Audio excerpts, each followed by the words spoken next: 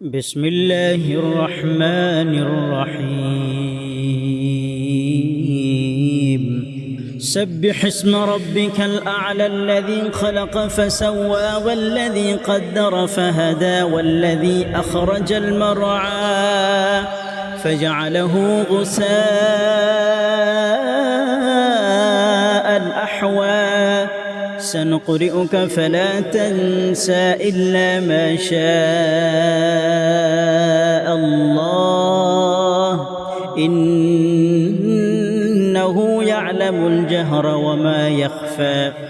شروع اللہ کے نام سے جو سب پر مہربان ہے، بہت مہربان ہے۔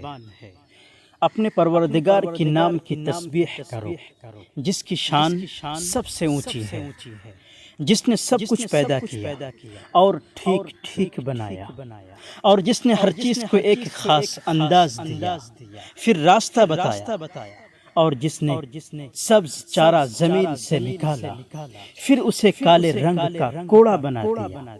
اے پیغمبر، ہم تمہیں پڑھائیں گے، پھر تم بھولو گے نہیں سوائے اس کے جسے اللہ چاہے۔ یقین رکھو وہ کھلی ہوئی چیزوں کو بھی جانتا ہے اور ان چیزوں کو بھی جو چھپی ہوئی ہے۔ وَنُيَسِّرُكَ لِلْيُسْرَى فَذَكِّرْ إِن نَّفَعَتِ الذِّكْرَى سَيَذَّكَّرُ مَن يَخْشَىٰ وَيَتَجَنَّبُهَا الْأَشْقَى الَّذِي يَصْلَى النَّارَ الْكُبْرَى ثُمَّ لَا يَمُوتُ فِيهَا وَلَا يَحْيَىٰ۔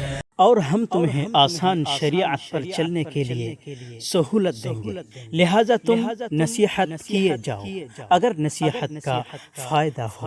جس کے دل میں اللہ کا خوف ہوگا وہ نصیحت مانے گا، اور اس سے دور وہ رہے گا جو بڑا بدبخت ہوگا، جو سب سے بڑی آگ میں داخل ہوگا، پھر اس آگ میں نہ مرے گا نہ جیے گا۔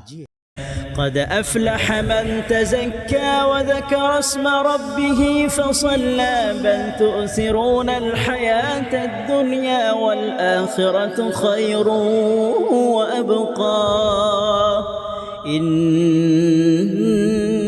هذا لفي الصحف الأولى صحف إبراهيم وموسى۔